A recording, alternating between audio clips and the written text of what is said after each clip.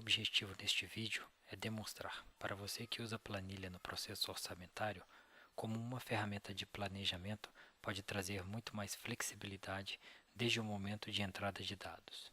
Nos vídeos seguintes, vamos falar sobre workflow de aprovação, simulação e visualização.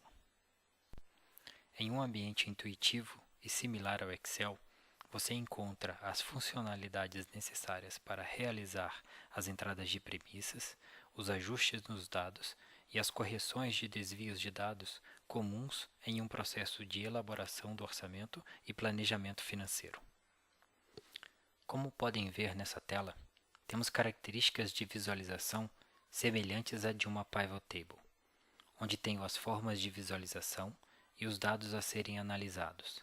A diferença já começa aqui, pois esse ambiente não é apenas para consulta, e sim para a entrada de dados.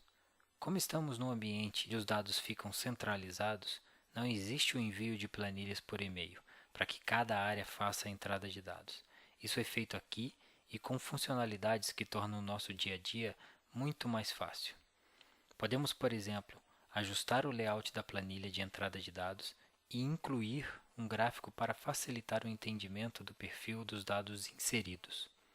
Caso você encontre alguma distorção ou julgue necessário uma intervenção, pode utilizar a mesma interface para a entrada de dados. Utilizando atalhos, como a replicação de valor para células adjacentes, podemos ajustar os dados de forma intuitiva e direta. Além do input manual, a entrada de dados pode ser realizada através de funções nativas do ambiente que agilizam e dão maior poder ao processo de planejamento. Veja, por exemplo, as funções de DataSpread. Essas funções permitem uma distribuição multidimensional de ajustes realizados em dados consolidados, garantindo os ajustes dos valores detalhados sem que cada célula seja modificada individualmente.